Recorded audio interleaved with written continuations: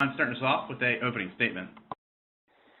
Yeah, just extremely proud of our players and staff for the work they put in to be able to host this game, and excited about the opportunity to play such a quality opponent in ULL, and know that Coach Napier is going to have his team ready to roll.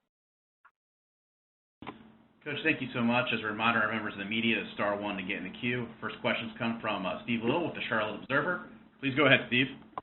Okay, Coach, the last time that you played them, their punter, Burns, had 4 kicks of 50 yards or more, and I think 3 or 4 of them got down inside the 20. If you could talk a second about their special teams, what they do well there. Well, I think they do a tremendous job on their special teams, not only with their specialists, but with their scheme. I felt like that was one game that their special teams won that phase of the game. They really did a nice job of scheming us up and having putting us in bad field position most of the game, and created opportunities for their team through special teams. And so that's something that this week we really have to pay attention to and really need to do a better job of not being behind the 8 ball. That last game, if you look at the season long, if you sat there and looked at the season long schedules for both teams, that last game just doesn't fit the score on it. It seems like so strange. It was an outlier. Could that happen again, given the fact that there are 2 explosive offenses? Is it possible you could see a low-scoring game like that again? I don't go into any game with preconceived notions. It's just going to see how the game plays out. I absolutely think both teams have tremendous defenses on special teams, which can contribute to an offense not being able to produce what they've done over the bell curve of the season.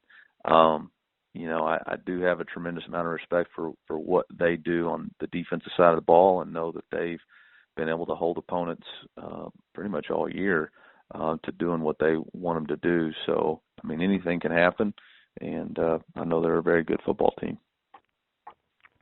Well, one other question I have for you, too.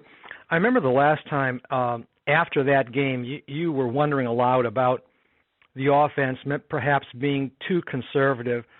Now that you've had a whole season to look at that, has your mind changed at all? Was it just a situation as that's how the game played out, and if it played out that way again, you might do the same things again?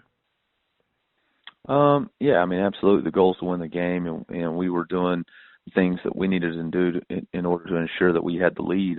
We played most of the game with the lead in bad field position, so you're trying to protect your defense and protect your offense from putting yourself in bad situations. So, the style of game dictates how aggressive you can be offensively, and I think the manner with which I would handle the game.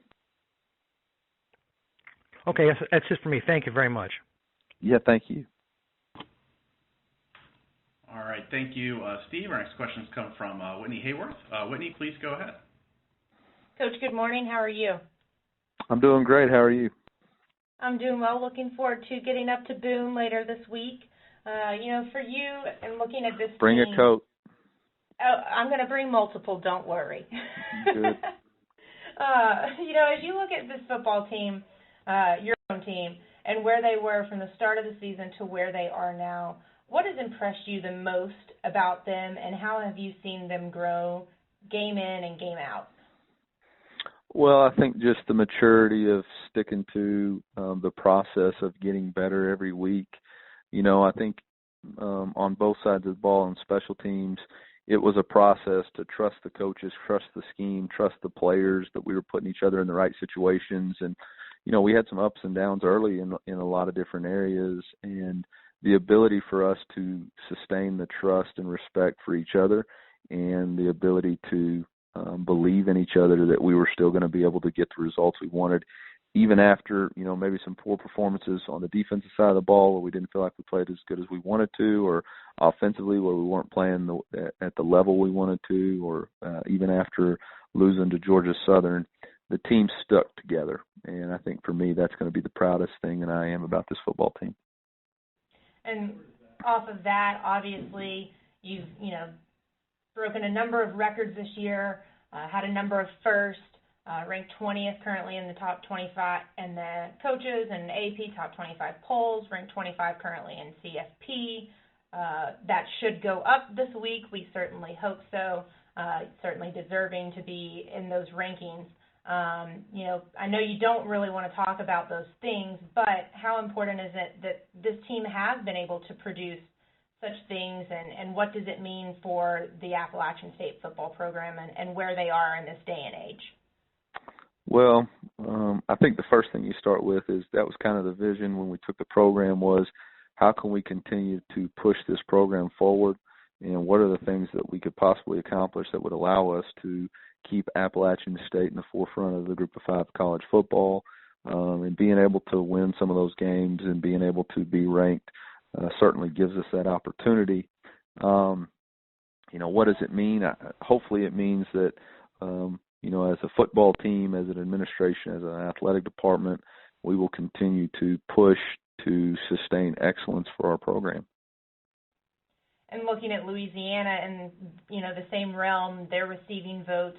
They're obviously at the top of the Sun Belt, top of the Group of 5 as well. What have you seen from them and their growth similar to your all's? Obviously, you weren't here last year, but just to see where they've come from at the start of Napier's era to the end of this regular season. Well, I think I saw where it's the first time in school history that they've won 10 games, which is an incredible accomplishment, and hats off to not only their coaching staff, but their seniors and juniors for buying into the culture that Coach Napier is trying to produce. I think you see a team that, again, believes in its coaches. I know that they were disappointed with our loss, but we're able to bounce back. I think they've won 6 straight, and so they're a good football team that it's on a mission. And it's going to be 2 good football teams playing on Saturday, and it's going to be a great football game. It's going to be cold and all kinds of weather, so it'll be a good old-fashioned December championship game. Well, Coach, I appreciate the time today, and I will see you later this week, and best of luck on Saturday. All righty, thank you. All right, our next questions come from Chris Vanini with The Athletic. Please go ahead, Chris. Hey, Eli, I came in late, so I'm sorry if you already were asked this, but the first game between you guys was a bit,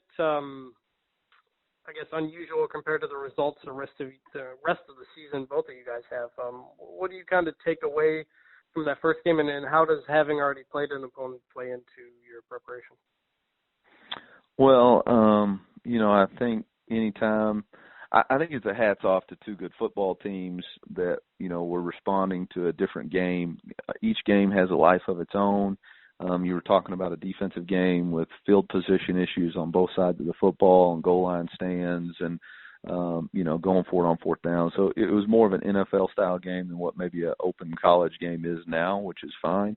We played such a long time ago. I think both teams have changed, maybe formatted who they are and played to those strengths more than what they were in week 5. In week 5, I think for us, we were still trying to figure out who we were going to be and what our identity was going to be. So I'm not sure how much you put into it. I mean, obviously you look at the personnel matchups, but from a scheme, I think you got to go back to the most recent games and figure out what they believe is their best schemes.